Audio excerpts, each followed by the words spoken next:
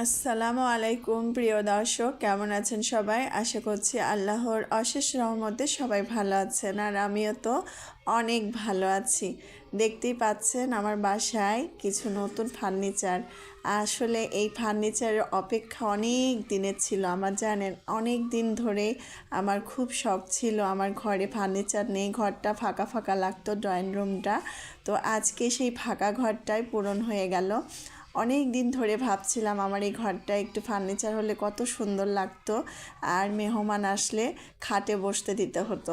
আমার কাছে একটু খারাপই দেখাতো, খারাপ মনে হতো। তো যাই হোক প্রিয় দর্শক, আজকে কিন্তু আমার মনের আশাটা পূর্ণ হলো। আল্লাহ তাআলা আমার আশাটা পূর্ণ করে দিলেন।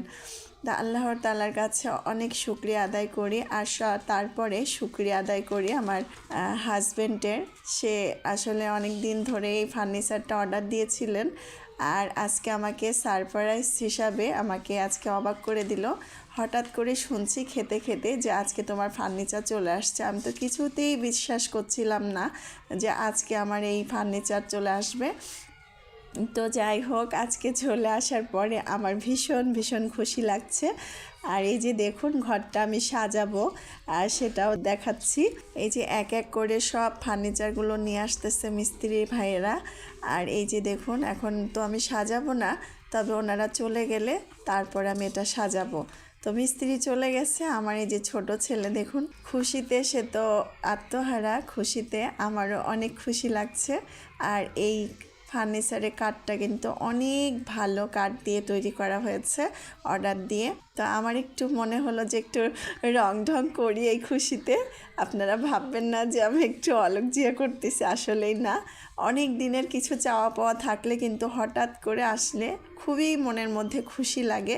তো সেই খুশিটাই আমি আপনাদের সাথে প্রকাশ করছি। তো যাই হোক, এই যে এখন আমি একটু বসে বসে দেখতেছি কেমন লাগছে।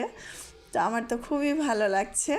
আমার শ্বশুর এক ফার্নিচার বানিয়েছিলেন, তো ওনারও খুব সাদামাটাই পছন্দ। আমারও কিন্তু সিম্পল জিনিসই সবসময় ভালো লাগে, আর আমার শ্বশুরেরও সিম্পল জিনিসই সবসময় তিনিও পছন্দ করতেন। দুঃখের বিষয় উনি আর আমাদের মাঝে নেই। আমার বিয়ের আগেই উনি পরপারে চলে গেছেন। যাই হোক, আল্লাহ তাআলা তাকে জান্নাতবাসী করুক।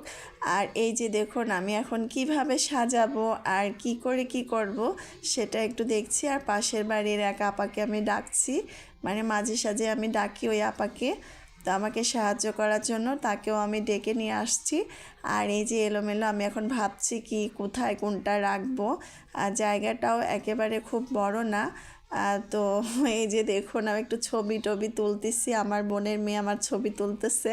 তো এই তো ছবি টবি তোলার পরে শিউলি আপা চলে আসছে। আমার কোনো কিছু কাজ থাকলে কিন্তু শিউলি আপার দিয়ে আমি করে নিই ভারী কাজগুলো। সে আমাকে অনেকটা হেল্প করে আমার সাথে।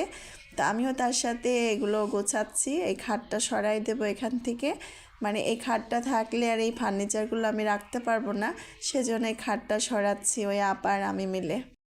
তো দেখুন, টম জেরি মতো করে সরাসরি করতেছি। জিনিসগুলা কিন্তু অনেক ভারী, আর ফার্নিচারটা অনেক ভারী। আশা করছি আমার আজকের এই ভিডিওটি আপনাদের কাছে অনেক ভালো লাগবে।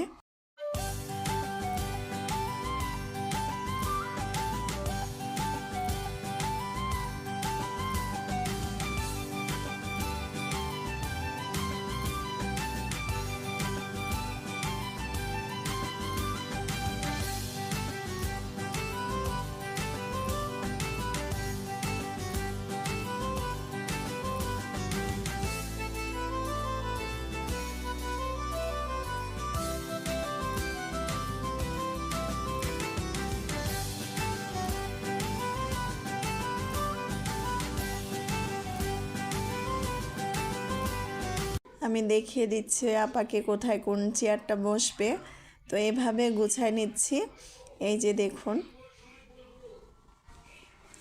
প্রথমে এইভাবে দিয়েছিলাম, ভালো লাগছিল না, পরে আবার সুন্দর করে আবার মিলিয়ে মিলিয়ে দিচ্ছি কোনটা কোন দিকে দিলে ভালো লাগবে।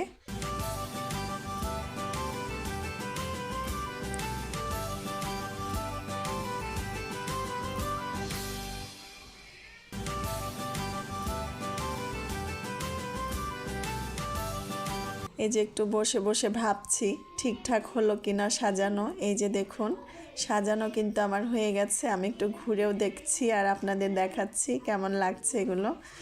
তো এখনও কিন্তু সম্পূর্ণ হয়নি, এর ফোমটা অর্ডার দেওয়া হয়েছে, কাল পরশু চলে আসবে। তো ভিডিওটা কিন্তু আমার 3 দিনের আগেকার। তো এখনও আমার সোফাটা চলে আসলে আমি আবারও সুন্দর করে সাজিয়ে গুছিয়ে আপনাদের সাথে শেয়ার করব। আর আজকে একটু ছবি টবি তুলে নিচ্ছি, কারণ এই দিনটি আমার কাছে অনেক স্মরণীয় হয়ে থাকবে। আর অনেক দিনের ইচ্ছা আজকে আমার পূর্ণ হলো। তো আজকে খুশিতে খুশিতে আপনাদের সাথে একটু শেয়ার করে নিলাম, কারণ সব কিছুই স্মৃতি আর কি ধরে রাখার জন্য এই ভিডিওটা করে রাখলাম।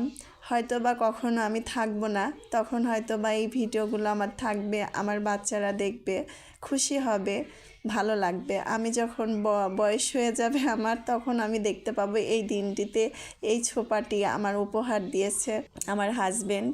আমি মানে কি বলবো, খুবই ভালো লাগছিল। আমার আগের ছোপাগুলো যেগুলো ছিল আমার শাশুড়ি মা সেগুলো নিয়ে নিয়েছে, সেগুলো আমার শ্বশুরের হাতে ছিল।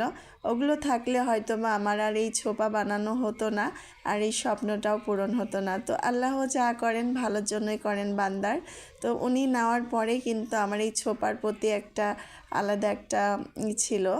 তো যাই হোক, সেটা আল্লাহ তাআলা আমার পূরণ করে দিয়েছে। ওই যে বলে না, কেউ কিছু কেড়ে নিলে তার বদলে আল্লাহ তাআলা আরও ভালো কিছু তার জন্য উপহার হিসাবে রেখে দেন। তো আজকে কিন্তু তাই হয়েছে। তো ভালো থাকবেন সবাই, এখানে শেষ করছি। আল্লাহ হাফেজ, আসসালামু আলাইকুম।